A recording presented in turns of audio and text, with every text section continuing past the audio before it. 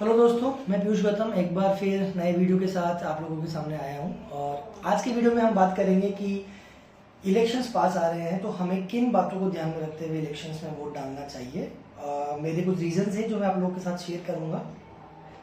I believe आप लोगों के भी रीजंस होंगे कि आप अपने पसंदीदा पार्टी कैंडिडेट को वोट डालेंगे और उसकी सरकार बनाने की कोशिश करेंगे।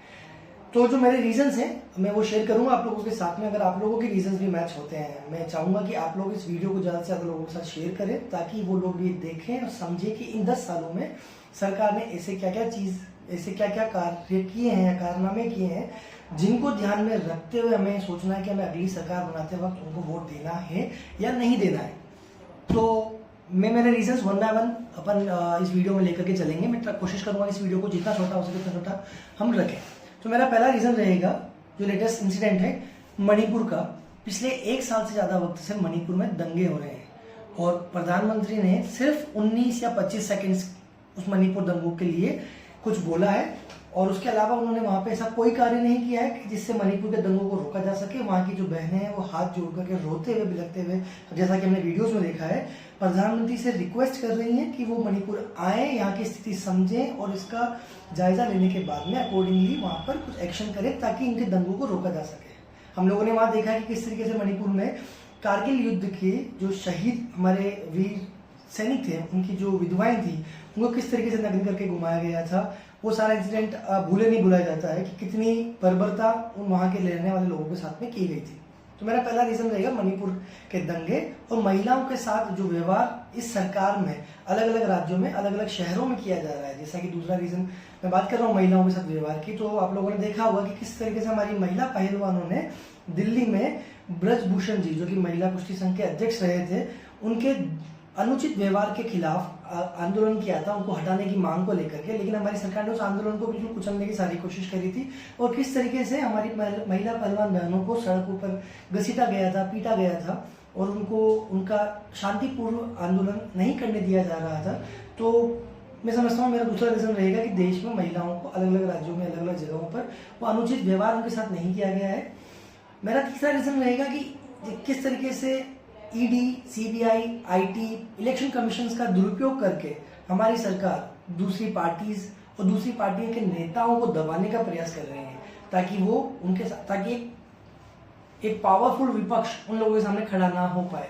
और किसी भी लोकतंत्र की सबसे बड़ी स्ट्रॉन्ग जो चीज होती है वो होता है पावरफुल विपक्ष।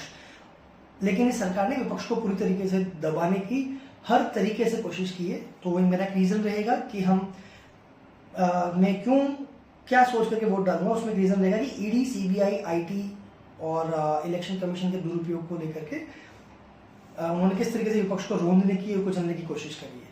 मेरा चौथा रीजन रहेगा कि स्विस बैंक से कालाधन को लाने की बहुत बातें की थी सरकार ने कि स्विस बैंक में इतना कालाधन पड़ा है, इतना कालाधन है कि अगर वहां से सारा कालाधन लेकर के आए तो हर एक देशवासी के अकाउंट में 15-15 लाख रुपए तो ऐसे ही आ जाएंगे। तो वो 15-15 लाख रुपए आना तो दूर की बात है, स्विस बैंकों में और बाहर की जितनी भी बैंक्स हैं जो अकाउंटेबल नहीं है भारत सरकार को के कहने पर उन अकाउंट्स को क्लोज करने के लिए बाध्य होने पर, उन बैंकों में 3 गुना कालाधन बढ़ चुका है पिछले 10 सालों में।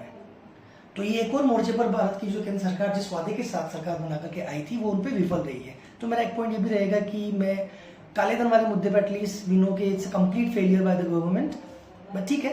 मेरा नेक्स्ट पॉइंट है आज का सबसे ताजा तड़कता भड़कता टॉपिक इलेक्टोरल बॉन्ड, जो कि दुनिया का सबसे बड़ा घोटाला भी बताया जा रहा है। यानी किस तरीके से ये जो घोटाला है एक्चुअली घोटाला नहीं महा घोटाला है और इस एक घोटाले में इतने सारे घोटाले घुसे हुए हैं। जैसे कि फार्मा घोटाला, आपने ध्रुव राठी का वीडियो अगर देखा होगा तो एक फार्मा वाला घोटाला भी उसके अंदर घुसा हुआ है। चंदा दो धंधा लो कि आप चंदा दो तो आपको धंधा मिलेगा, नहीं तो आपको ईडी, सीबीआई और इनकम टैक्स के थ्रू आपको दबाने का पूरा कोशिश किया जाएगा। तो एक इलेक्टोरल बॉन्ड भी मेरे लिए एक बहुत ज्वलंत मुद्दा रहेगा इस चुनाव में वोट डालने से पहले सोचने के लिए। एक कोविड का जो कार्यकाल था, कोविड के समय पे इस सरकार ने जिस तरीके से स्थिति को संभालने की कोशिश करी, मेरे हिसाब से वो पर्याप्त नहीं थी। बट फिर भी मैं उस हिस्से पर नहीं जाऊंगा क्योंकि ये 100 साल में एक बार होने वाली चीज थी और सरकारें नॉर्मली ऐसी सिचुएशन के लिए तैयार नहीं होती है, लेकिन उस भयावह स्थिति में जिस तरीके से इन्होंने फार्मा घोटाला किया, बड़ी बड़ी फार्मा वाली कंपनियों से चंदा लेकर के, और उनको जिस तरीके से रेमडेसिविर या अलग अलग दवाइयों का जो कॉन्ट्रैक्ट दिया गया और लोगों की सेहत से खिलवाड़ जो हुई, जिसमें बहुत सारे बैचेस में रेमडेसिविर के बैचेस में गड़बड़ी पाई गई थी, तो जो घोटाला किया गया वो एक बहुत सेहत के साथ, भारत की जनता के सेहत के साथ बहुत बड़ा खिलवाड़ था। अगला मेरा जो पॉइंट रहेगा वो रहेगा ऑपरेशन लोटस का। आप लोगों ने देखा होगा पिछले 10 सालों में भारत के बहुत सारे विभिन्न राज्यों के अंदर ऑपरेशन लोटस के तहत कितनी सरकारों को गिराया गया है, या वहाँ के MP, MLAs, विधायक, पार्षदों को, इन लोगों को खरीद करके वहाँ की सरकारों को अस्थिर करने की कोशिश की गई है। तो जो कि लोकतंत्र के ऊपर अगेन एक चोट है, उसको ध्यान में रखते हुए कि भारत इतना बड़ा लोकतंत्र देश है, वहाँ पे इस तरह की चीज़ें होना, जहाँ पे पैसों के दम पर ED, CBI या IT के दम पर लोगों को डरा कर, धमका करके, ब्लैकमेल करके या लालच दे करके उनको अपनी सरकार गिराने पे मजबूर करना, ये मेरे लिए एक बड़ा पॉइंट रहेगा सोचने के लिए चुनावों के वक्त वोट डालने से पहले। मेरा अगला पॉइंट रहेगा कर्जा। 2013 में जब मनमोहन सिंह की सरकार थी, मनमोहन सिंह जी की जो सरकार थी, वो उस वक्त भारत सरकार के ऊपर बाहरी कर्जा जो था वो 55 लाख करोड़ का था, जो कि इन लास्ट आखिरी 10 सालों में बढ़कर के 55 लाख करोड़ से 190 लाख करोड़ हो गया है। तो जिस तरीके से बातें करते हैं कि हमने बहुत विकास किया है, बहुत सारी चीज़ें करी है, तो विकास तो नज़र नहीं आ रहा है, लेकिन जो कर्जा है वो इन्होंने लगभग 3.5 गुना बढ़ा दिया है भारतीय सरकार के ऊपर। तो वही मेरे लिए वो भी पॉइंट रहेगा। उसके अलावा हम बात करेंगे चाइना बॉर्डर की, कि किस तरीके से आप देख रहे हैं कि लद्दाख वाला एरिया हो या चाइना बॉर्डर अरुणाचल प्रदेश वाला एरिया हो, जहाँ पे चाइना काफ़ी अंदर तक घुस करके अपनी आर्मी को लेकर के घुस गया है और बहुत सारे हिस्से पे कब्जा किया हुआ है। ये मैं नहीं, बहुत सारे न्यूज़ टेलीविज़न पे भी बताया गया है, और लेह लद्दाख के बहुत बड़े सोशल एक्टिविस्ट उन्होंने भी इसके ऊपर एक आंदोलन किया है, और वो भी उन्होंने शायद 15 दिन का या 21 दिन का एक उसके ऊपर अनशन भी किया था, लेकिन सरकार ने उनकी भी आवाज़ नहीं सुनी है। तो चाइना की आर्मी को हम रोक पाने में असमर्थ रहे केंद्र सरकार द्वारा। हमारी आर्मी कैपेबल है, लेकिन सरकार द्वारा उनको प्रॉपर आदेश या छूट नहीं देना, इसका एक बड़ा कारण है कि चाइना हमारे देश की सीमा में इतना अंदर तक घुस चुका है।